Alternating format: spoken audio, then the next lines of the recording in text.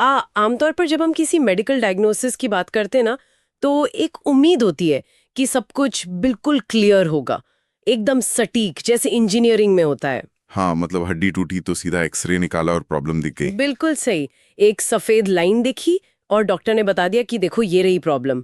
बड़ा क्लीन और कंफर्टिंग लगता है, क्योंकि हमें हर चीज ब्लैक एंड व्हाइट में देखना पसंद है। सही बात है। एक बाइनरी सिचुएशन होती है, या तो टूटा है या नहीं टूटा है। लेकिन देखो, जब आरबीआई ग्रेड बी के करंट अफेयर्स और उसके अजीब से सिलेबस की दुनिया में आते हैं ना, तो अचानक से वो एक्सरे मशीन फेल हो जाती है। एकदम फेल हो जाती है। हाँ, क्योंकि हम एक ऐसा डायग्नोस्टिक लैंडस्केप को देख रहे होते हैं जो सच कहूं तो बहुत ही धुंधला है।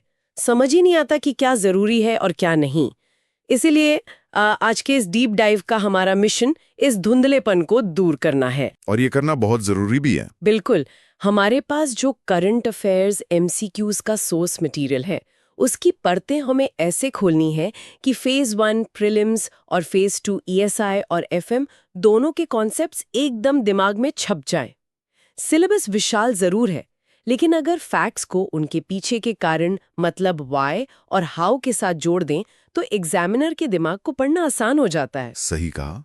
और एक मेंटर की नजर से देखूं तो आरबीआई ग्रेड बी एग्जाम की सबसे बड़ी खूबसूरती ही यही है। यहाँ सिर्फ क्या नहीं पूछा जाता, उस क्या का अर्थव्यवस्था पर क्या असर पड़ेगा ये चेक किया जाता है। हाँ, इम्पैक्ट पूछते हैं वो। बिल्कुल।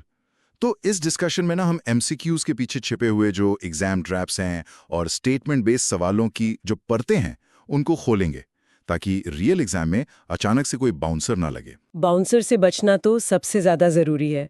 तो चलिए सीधे सबसे महत्वपूर्ण हिस्से पर आते हैं, बैंकिंग और इकोनॉमी का सेक्शन। शुरू करते हैं। तो देखो, सबसे पहली न्यूज़ ना सिडबी के बारे में है, small industries development bank of India. Cabinet ने उनमें करीब 5,000 करोड़ रुपए के इक्विटी इन्फ्यूजन को मंजूरी दी है। 5,000 करोड़ बड़ा अमाउंट है। हाँ, बहुत बड़ा अमाउंट है। और ये एमएसएमईज के लिए क्रेडिट अवेलेबिलिटी बढ़ाने के लिए है। इसे department of financial services implement करेगा। लेकिन यहाँ एक आंकड़ा है जो मुझे थोड़ा अजीब लगा। कौन सा आंकड़ा? ये 5,000 करोड़ रुपए एक साथ नहीं मिल रहे हैं, बल्कि 3 ट्रांचेस में, यानी 3 किश्तों में फाइनेंशियल ईयर 26 से लेकर फाइनेंशियल ईयर 28 तक दिए जाएंगे। अच्छा, 3 किश्तों में। हाँ, तो अगर इसको थोड़ा इकोनॉमी के चश्मे से देखूं, तो एक साथ 5,000 करोड़ देना शायद सिस्टम में अचानक लिक्विडिटी बढ़ा देगा ना, जिससे बिना सोचे समझे लोन बांटने लगेंगे। हाँ, बैड लोन्स बढ़ सकते हैं। वही तो, क्या ये किसी मरीज को दी जाने वाली बूस्टर डोज की तरह है, जिसे एक साथ देने पर रिएक्शन हो सकता है, इसलिए धीरे धीरे दे रहे हैं? ये बूस्टर डोज वाली एनालॉजी ना बिल्कुल सटीक बैठती है यहाँ पर। देखिए, किसी भी सेक्टर की, खासकर एमएसएमई सेक्टर की, एक एब्जॉर्प्शन कैपेसिटी होती है। अच्छा, एब्जॉर्प्शन कैपेसिटी। हाँ, एमएसएमईज पूरे देश में फैले हुए हैं और उनका स्ट्रक्चर काफी अनऑर्गेनाइज्ड होता है। अगर सरकार एक साथ 5,000 करोड़ सिस्टम में डाल देगी तो उतनी जल्दी सही और एलिजिबल एमएसएमईज को ढूंढकर लोन देना प्रैक्टिकली पॉसिबल ही नहीं होगा। ओह, मतलब पैसे गलत जगह जा सकते हैं। बिल्कुल। नतीजा ये होगा कि या तो फंड्स आइडल पड़े रहेंगे या फिर गलत जगह चैनलाइज हो जाएंगे, और इससे नॉन परफॉर्मिंग एसेट्स यानी एनपीएस बढ़ सकते हैं। सही बात है। तो धीरे धीरे, यानी इन 3 किश्तों में कैपिटल इन्फ्यूज करने से एसआईडीबी अपने लेंडिंग ऑपरेशंस को सेफली स्केल अप कर सकता है। और ध्यान देने वाली बात यह है कि एग्जामिनर इस 3 ट्रांचेस वाले फैक्ट को स्टेटमेंट बेस्ड सवाल में बदलकर ट्रैप सेट करता है। कैसे? वो लिख देंगे कि ये राशि एक ही बार में दी जाएगी, और वहां एस्पिरेंट्स गलती कर बैठते हैं। ये तो सच में एक बड़ा ट्रैप है जिसे याद रखना पड़ेगा। इसके बाद आरबीआई के एक नए सर्कुलर पर आते हैं, जो एक्सपोर्ट क्रेडिट पर इंटरेस्ट सबवेंशन से जुड़ा है। इस स्कीम का नाम है निर्यात प्रोत्साहन। निर्यात प्रोत्साहन, ठीक है। हाँ, और इसका एक सब स्कीम भी है जिसका नाम है निर्यात दिशा। सोर्स मटेरियल बताता है कि ये निर्यात दिशा नॉन फाइनेंशियल एक्सपोर्ट इनेबलर्स पर फोकस करता है, जैसे मार्केट एक्सेस, ब्रांडिंग और प्रमोशन। ये थोड़ा अलग है। वही तो, अगर कोई सोचे कि आरबीआई की स्कीम है तो सिर्फ पैसे से जुड़ी होगी, तो वो यहाँ फंस सकता है। लेकिन यहाँ मेरा एक सवाल और है, एक सेंट्रल बैंक अचानक से ब्रांडिंग और मार्केटिंग जैसे नॉन फाइनेंशियल मुद्दों पर क्यों ध्यान दे रहा है? क्या हमारे एक्सपोर्टर्स को सच में इसकी जरूरत है? इसमें एक और पहलू है जो समझना बहुत जरूरी है। देखो, भारत के एक्सपोर्टर्स ग्लोबल मार्केट में इसीलिए पीछे नहीं है कि उनके प्रोडक्ट की क्वालिटी खराब है। तो फिर क्या प्रॉब्लम है? वो इसलिए पीछे हैं क्योंकि उनकी ब्रांडिंग और इंटरनेशनल स्टैंडर्ड्स की कंप्लायंस कमजोर होती है। एक सिंपल उदाहरण लीजिए। अगर कोई दार्जिलिंग की चाय बिना किसी ब्रांड लेबल के लूज पैकेट में बेचेगा तो उसका दाम कम मिलेगा। हाँ, लूज में तो कम ही मिलता है। लेकिन उसी चाय को एक प्रीमियम ग्लोबल ब्रांड की पैकेजिंग में बेचने पर प्रॉफिट मार्जिन कई गुना बढ़ जाता है। तो निर्यात दिशा का मकसद इन्हीं नॉन फाइनेंशियल बैरियर्स को दूर करना है। अच्छा, अब समझ आया। एग्जामिनर प्रीलिम्स में डायरेक्टली पूछ सकता है कि इनमें से कौन सा कंपोनेंट निर्यात प्रोत्साहन का हिस्सा नहीं है, और वहां ब्रांडिंग या मार्केट एक्सेस देखकर एस्पिरेंट्स उसे एलिमिनेट कर देंगे, क्योंकि उन्हें लगेगा आरबीआई ब्रांडिंग क्यों करेगा। ये कॉन्सेप्ट सच में दिमाग में छपने वाला है। एग्जामिनर सच में स्मार्टली ऑप्शंस बनाते हैं। और आरबीआई की ही बात करें तो उन्होंने नए फीमा रूल्स यानी foreign exchange management act rules notify किए हैं, जो एक्सपोर्ट्स और इंपोर्ट्स के लिए 1 अक्टूबर 2026 से लागू होंगे। 1 अक्टूबर 2026, ये डेट जरूरी है। बिल्कुल। और इसके साथ ही डेलॉयट के रिपोर्ट ने फाइनेंशियल ईयर 26 के लिए इंडिया की जीडीपी ग्रोथ को 6.8% से 7.0% के बीच एस्टिमेट किया है। एक मिनट, 6.8 से 7.0, राइट? हाँ, वही एस्टिमेट है। साथ में एक इम्पॉर्टेंट बैंकिंग अपॉइंटमेंट भी है। उदय कोटक को इंडसइंड बैंक का पार्ट टाइम चेयरमैन बनाया गया है। मुझे लगता है उदय कोटक जैसे दिग्गज का एक दूसरे बैंक से जुड़ना वाकई बैंकिंग लैंडस्केप में बड़ा शिफ्ट है। सही पकड़ा। ये अपॉइंटमेंट काफी न्यूज में थी। और ये जो जीडीपी प्रोजेक्शन का आंकड़ा है ना, 6.8% से 7.0%, इसे हल्के में नहीं लेना चाहिए। हाँ, रिपोर्ट्स तो आती रहती हैं। पर इकोनॉमिक ग्रोथ को ट्रैक करने वाले इंस्टीट्यूशंस के एस्टिमेट्स पर डायरेक्ट सवाल बनते हैं, खासकर जब रेंज दी हो तो एग्जैक्ट अपर और लोअर लिमिट याद रखनी पड़ती है। सही बात है। तो इस पहले हिस्से को दिमाग में बिठाने का सबसे आसान तरीका यही है कि कॉज़ैलिटी को याद रखें। देखो, एसआईडीबी को 5,000 करोड़ का बूस्टर मिला 3 किश्तों में, जिससे एब्जॉर्प्शन कैपेसिटी मेंटेन रही। हाँ, बिल्कुल। उधर एक्सपोर्टर्स की ब्रांडिंग इंप्रूव हुई तो निर्यात दिशा सफल हुई, जिसका असर सीधा हमारी जीडीपी पर पड़ा, जो 6.8 से 7.0 के आंकड़े को छू गई। ये कड़ियां जोड़ने का बेहतरीन तरीका है, एकदम मेमोनिक की तरह काम करेगा। अब डोमेस्टिक इकोनॉमी की तस्वीर देखने के बाद ये समझना भी जरूरी है कि ग्लोबल आईने में भारत कहाँ खड़ा है। Global reports? हाँ, क्योंकि ग्लोबल रिपोर्ट्स खासकर फेज 2 ईएसआई पेपर के लिए सबसे ज्यादा वेटेज रखती हैं। ग्लोबल रिपोर्ट सच में आईना दिखाती हैं, और इस आईने में सबसे पहला रिफ्लेक्शन है WEF यानी वर्ल्ड इकोनॉमिक फोरम की ग्लोबल रिस्क रिपोर्ट 2026 का। ठीक है, WEF की रिपोर्ट 30वां संस्करण है। सोर्स में एक हिस्टोरिकल फैक्ट भी है कि WEF की स्थापना 1971 में हुई थी और इसका हेडक्वार्टर्स जिनेवा, स्विट्जरलैंड में है। ये स्टैटिक डेटा याद रखना चाहिए। हाँ, स्टैटिक फैक्ट जरूरी हैं, पर इस रिपोर्ट में इंडिया के लिए जो सबसे बड़ा रिस्क बताया गया है वो थोड़ा चिंताजनक लगा मुझे। उन्होंने कहा है इनसफिशिएंट पब्लिक सर्विसेज और सोशल प्रोटेक्शन सबसे बड़ा रिस्क है। Insufficient public services. देखो, एक तरफ हम फास्टेस्ट ग्रोइंग मेजर इकोनॉमी होने का दावा करते हैं और दूसरी तरफ पब्लिक सर्विसेज को हमारा सबसे बड़ा रिस्क बताया जा रहा है। थोड़ा कॉन्ट्रडिक्टरी नहीं है? यहां रुककर थोड़ा गहराई में सोचना पड़ेगा। इनसफिशिएंट पब्लिक सर्विसेज एक ऐसा रिस्क है जो सीधे तौर पर हमारे सोशल इंफ्रास्ट्रक्चर की कमियों को उजागर करता है, यानी हॉस्पिटल्स और स्कूल्स। बिल्कुल। पब्लिक सर्विसेज का मतलब सिर्फ सरकारी दफ्तर नहीं होते हैं। इसमें public health care, public transport और एजुकेशन सिस्टम्स आता है। अगर एक आम नागरिक इन बुनियादी सुविधाओं के लिए स्ट्रगल कर रहा है तो देश की ह्यूमन कैपिटल अपना पूरा पोटेंशियल इकोनॉमी में नहीं दे पाएगी। हाँ, फिर लोग प्राइवेट सर्विसेज के लिए आउट ऑफ पॉकेट स्पेंड करेंगे। सही कहा। और फेज 2 के किसी भी एस्से या ईएसआई आंसर में जहां ह्यूमन कैपिटल, इनइक्वालिटी या इंफ्रास्ट्रक्चर का जिक्र हो, वहां अगर इस ग्लोबल रिस्क रिपोर्ट 2026 का हवाला दे दिया जाए तो आंसर बहुत प्रभावशाली बन जाता है। वाह, ये पॉइंट सच में डिस्क्रिप्टिव के लिए सॉलिड है। और इससे एक और इंडेक्स का सीधा कनेक्शन बनता दिख रहा है, मैन्युफैक्चरिंग में इंडिया की पोजीशन।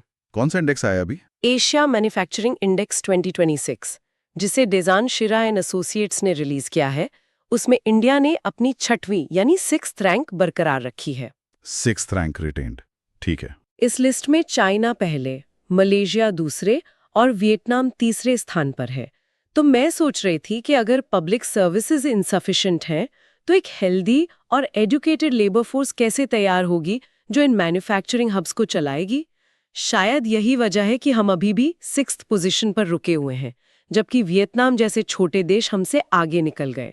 ये विश्लेषण बिल्कुल परिपक्व है। दूसरी बात यहाँ ये ध्यान रखने वाली है कि डिजाइन शीरा एंड एसोसिएट्स ना एक अनकॉमन नाम है। हाँ, मैंने भी पहली बार सुना।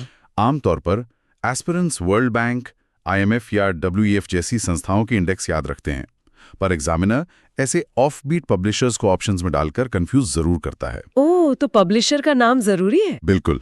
और ये जो इंडिया की 6th रैंक रिटेन्ड है ना, यानी पिछले साल भी यही थी, ये फैक्ट स्टेटमेंट बेस्ड क्वेश्चंस में India's rank improve to 6th जैसी गलत स्टेटमेंट बनकर आ सकता है। ये एक बड़ा नियम है कि अगर रैंक चेंज नहीं हुई है तो वर्ड रिटेन्ड पर ध्यान देना जरूरी है। अब एम्प्लॉयमेंट पर आते हैं, जहां थोड़ी ओवरलैपिंग दिख रही है। कैसी ओवरलैपिंग? इंटरनेशनल लेबर ऑर्गेनाइजेशन यानी ILO, जिसकी स्थापना 1919 में हुई थी और इसका हेडक्वार्टर भी जिनेवा में है। हाँ, WF का भी जिनेवा में ही। वही ओवरलैप।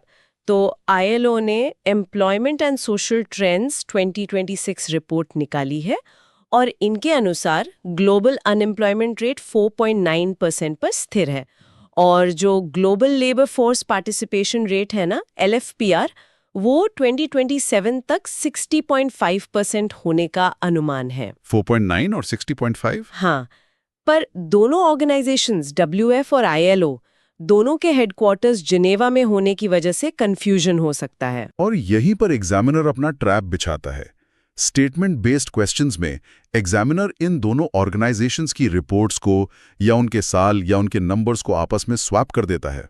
जैसे वो कह सकते हैं WEF ने एम्प्लॉयमेंट रिपोर्ट निकाली। हाँ, या वो लिख सकते हैं कि WEF के अनुसार ग्लोबल अनएम्प्लॉयमेंट रेट 4.9% है, इसलिए एम्प्लॉयमेंट एंड सोशल ट्रेंड्स को सीधा ILO के इतिहास से जोड़कर दिमाग में फिक्स करना पड़ेगा।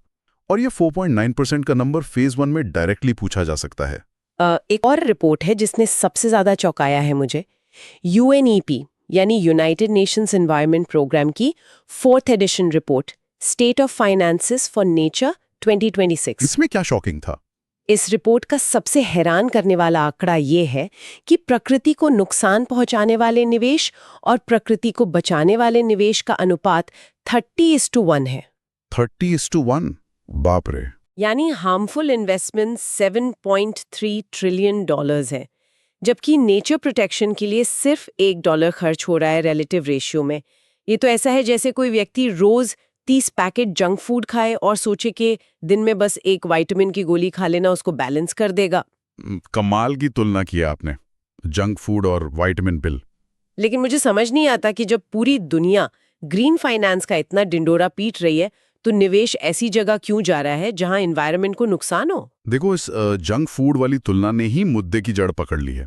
ऐसा इसलिए हो रहा है क्योंकि फॉसिल फ्यूल्स, माइनिंग और डिफॉरेस्टेशन से जुड़े इंडस्ट्रीज शॉर्ट टर्म में बहुत हाई रिटर्न ऑन इन्वेस्टमेंट देते हैं। ROI काफी सॉलिड होता है उनका तुरंत। हाँ, तुरंत पैसे जल्दी बनते हैं वहां। बिल्कुल, जबकि नेचर प्रोटेक्शन या सस्टेनेबल प्रोजेक्ट्स का रिटर्न लॉन्ग टर्म होता है और काफी स्लो होता है। और रूल ऑफ थंब क्या है? कैपिटल हमेशा वहां बहता है जहां तुरंत मुनाफा हो। हाँ, मार्केट्स तो शॉर्ट टर्म ही सोचते हैं ज्यादातर। वही ना। अब देखो, फेज 2 ESI डिस्क्रिप्टिव में अगर सस्टेनेबल डेवलपमेंट या क्लाइमेट फाइनेंस पर कोई सवाल आता है तो ये 30:1 का आंकड़ा एग्जामिनर को सीधा बताएगा कि आपकी तथ्यात्मक समझ कितनी गहरी है। ये डेटा डिस्क्रिप्टिव के लिए संभाल कर रखना पड़ेगा। और इसके अलावा S&P ग्लोबल की एक प्रोजेक्शन भी महत्वपूर्ण है यहाँ। उन्होंने बताया है कि 2030 तक India global space tech economy में 3रे स्थान पर होगा, यानी 3rd रैंक। ये इंडिया के बढ़ते टेक्नोलॉजिकल डोमिनेंस का सॉलिड प्रमाण है। स्पेस टेक में 3rd बाय 2030, ये याद रखना आसान है। तो ग्लोबल रिपोर्ट्स ने तो आईना दिखा दिया कि पब्लिक सर्विसेज में गैप है और नेचर फाइनेंस में भारी असंतुलन है। पर इस आईने को देखकर डोमेस्टिक लेवल पर सरकार क्या एक्शन ले रही है? गवर्नेंस स्कीम्स आ जाती हैं यहाँ। हाँ, इस दिशा में मिनिस्ट्री ऑफ पंचायती राज की पेसा रैंकिंग्स 24-25 सामने आई है। इसमें महाराष्ट्र को फ्रंट रनर कैटेगरी में पहला स्थान मिला है। पेसा यानी panchayat extension to scheduled areas act. ये एक्ट ट्राइबल एरियाज के लिए बहुत इंपॉर्टेंट है। बिल्कुल, ये उन्हें उनकी जमीन, जंगल और जल पर हक देता है। महाराष्ट्र का फर्स्ट आना ये दर्शाता है कि वहाँ ग्रास रूट्स लेवल पर इन राइट्स का इम्प्लीमेंटेशन सही तरीके से हो रहा है। इसमें एक सीधा लिंक गवर्नेंस का भी है। पीईएसए का मूल उद्देश्य डिसेंट्रलाइजेशन है। जब ट्राइबल एरियाज की ग्राम सभाओं को शक्ति मिलती है तो रिसोर्सेज का बेहतर इस्तेमाल होता है। एग्जामिनर फ्रंट रनर कैटेगरी और महाराष्ट्र दोनों को ऑब्जेक्टिव क्वेश्चन में सेट कर सकता है। इसके साथ ही एक और टेक्नोलॉजिकल गवर्नेंस की स्कीम न्यूज में है, SVMITVS स्कीम। ओ, ड्रोन्स वाली? हाँ, इसमें रूरल रेजिडेंशियल लैंड यानी आबादी जमीन की मैपिंग के लिए ड्रोन टेक्नोलॉजी का यूज किया जा रहा है, ताकि गांव वालों को प्रॉपर लीगल प्रॉपर्टी कार्ड्स मिल सकें। और इसी प्रोसेस को आसान बनाने के लिए पंचम चैटबॉट लॉन्च हुआ है। पंचम चैटबॉट यानी panchayat assistance and messaging chatbot. और सबसे दिलचस्प बात, इसको यूनिसेफ के सहयोग से बनाया गया है। मुझे ये मैकेनिज्म काफी बढ़िया लगा कि पहले आसमान से जमीन मापी जा रही है और फिर वही डेटा एक AI चैटबॉट के जरिए आम नागरिक तक पहुंचाया जा रहा है। देखो, ये पंचम चैटबॉट और यूनिसेफ का जुड़ाव एक क्लासिक स्टैटिक प्लस करंट का कॉम्बिनेशन है। हाँ। और हम जानते हैं ये RBI ग्रेड B का सबसे पसंदीदा एरिया है। ट्रैप होगा यहाँ भी। बिल्कुल। एग्जामिनर आपसे स्कीम का फुल फॉर्म पूछने के बजाय ये पूछेगा कि इस डिजिटल इनिशिएटिव में किस इंटरनेशनल ऑर्गेनाइजेशन का सहयोग है। अब यूनिसेफ को जनरली एजुकेशन और चिल्ड्रन से जोड़ा जाता है। हाँ, यूनाइटेड नेशंस चिल्ड्रंस फंड है तो उसे। रूरल प्रॉपर्टी मैपिंग में इसका नाम देखकर कैंडिडेट्स इसको ऑप्शन से एलिमिनेट कर देते हैं। हाँ। और गलती कर बैठते हैं। ड्रोन टेक्नोलॉजी और AI का रूरल गवर्नेंस में इस्तेमाल फेज 2 के गवर्नेंस और टेक पेपर्स के लिए एक परफेक्ट केस स्टडी है। यूनिसेफ रूरल मैपिंग में ये सच में थोड़ा काउंटर इंट्यूटिव है। नीति आयोग ने भी अपने कदम आगे बढ़ाते हुए ग्रीन ट्रांजिशन रिपोर्ट्स रिलीज किए हैं और उन्होंने 3 स्पेसिफिक सेक्टर्स को चुना है, सीमेंट, एल्यूमिनियम और MSME। ठीक है, ये 3 सेक्टर्स। तो यहाँ मेरे दिमाग में एक सवाल आया, अचानक से सीमेंट और एल्यूमिनियम पर ही इतना फोकस क्यों? इंडिया में तो पावर प्लांट्स और व्हीकल्स भी इतना पोल्यूशन करते हैं। क्या इसके पीछे कोई ऐसी टेक्निकल वजह है जो इन्हें अलग बनाती है? इसके पीछे की साइंस और अर्थशास्त्र दोनों काफी दिलचस्प हैं। सीमेंट और एल्यूमिनियम को ग्लोबल लेवल पर हार्ड टू अबेट सेक्टर्स कहा जाता है। Hard to abate? हाँ, जिनका मतलब है जहां कार्बन एमिशन कम करना टेक्निकल रूप से बेहद मुश्किल है। उदाहरण के लिए, सीमेंट बनाने की प्रक्रिया में जो चूना पत्थर यानी लाइमस्टोन जलाया जाता है ना, उस केमिकल रिएक्शन से ही CO2 निकलता है। ओह, तो डायरेक्ट प्रोसेस एमिशन है। बिल्कुल। इसको सिर्फ फैक्ट्री की छत पर सोलर पैनल्स लगाकर या इलेक्ट्रिक ट्रक चलाकर सॉल्व नहीं किया जा सकता। इनके डीकार्बनाइजेशन के लिए नए तरीके चाहिए, जैसे ग्रीन हाइड्रोजन या कार्बन कैप्चर टेक्नोलॉजी। अच्छा, अब मैं समझी इन पर फोकस क्यों है। अगर इंडिया को 2070 तक अपने नेट जीरो एमिशंस का लक्ष्य पाना है तो इन सेक्टर्स के कोर प्रोसेसेस को बदलना ही होगा।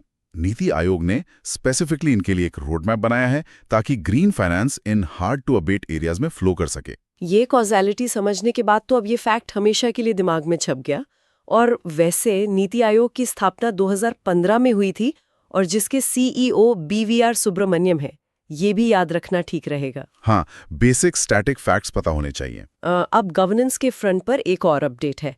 86th all India presiding officers conference, जिसे AIPOC भी कहते हैं, वो लखनऊ उत्तर प्रदेश में आयोजित हुई। लखनऊ में हुई थी। ठीक है। इसका सबसे बड़ा हाईलाइट था कि एक नेशनल लेजिस्लेटिव इंडेक्स बनाया जाएगा जो लेजिस्लेटिव परफॉर्मेंस को बेंचमार्क करेगा।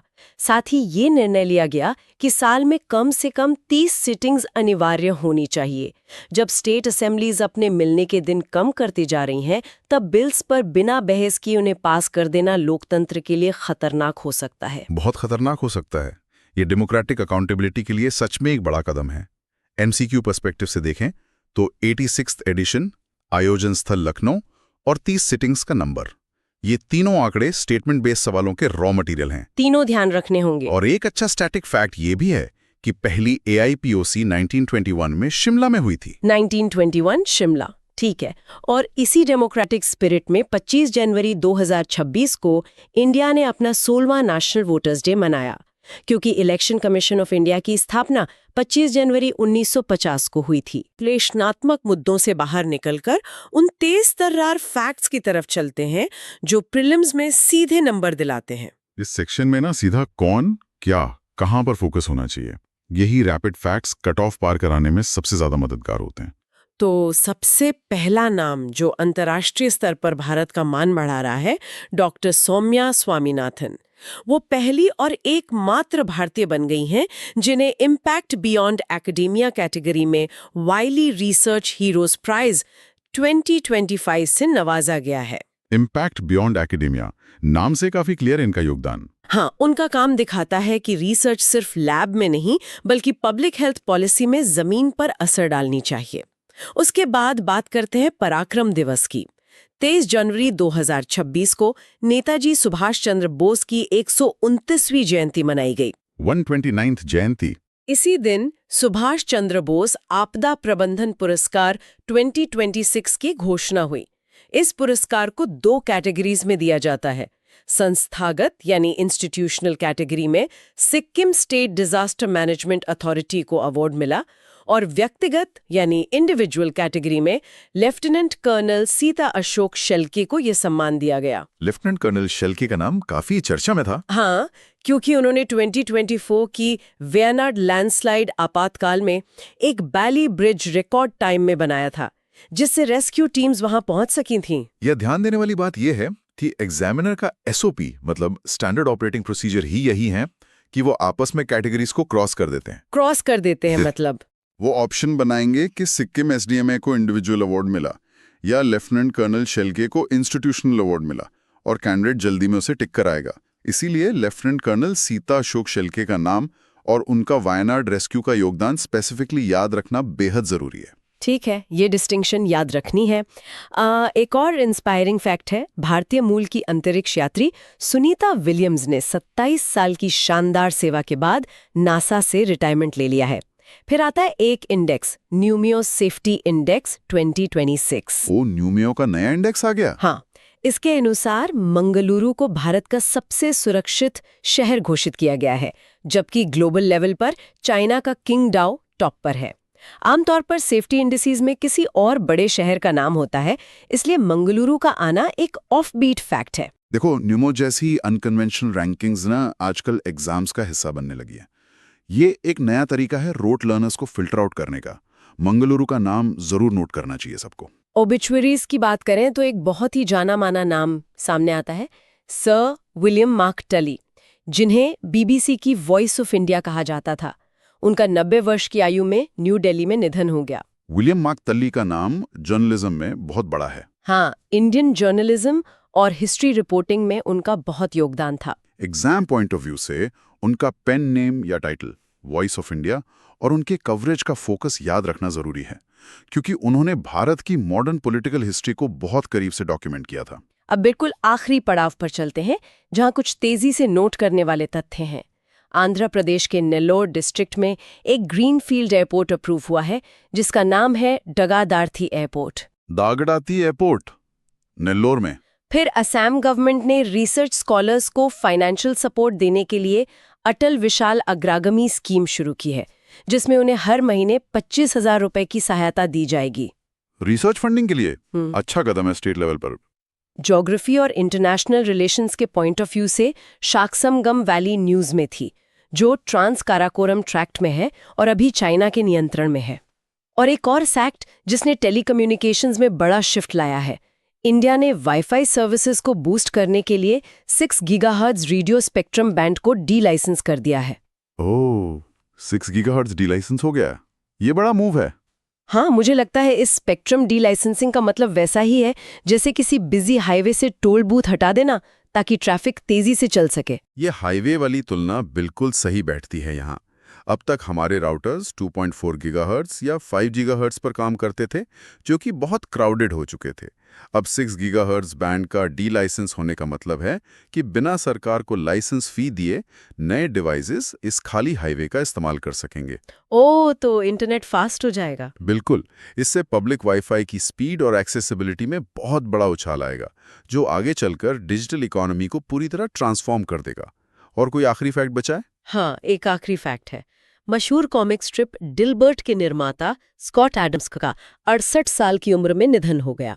कॉर्पोरेट कल्चर पर उनके व्यंग्य काफी मशहूर थे। हाँ, डिल्बर्ट कॉमिक्स काफी आइकॉनिक रही हैं। तो इस गहरे विश्लेषण को समेटने का वक्त आ गया है।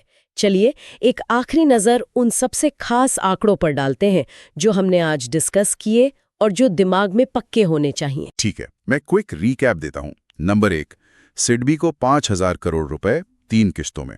नंबर 2, डिलॉयट के मुताबिक FY26 के लिए जीडीपी ग्रोथ का अनुमान 6.8% से 7.0%।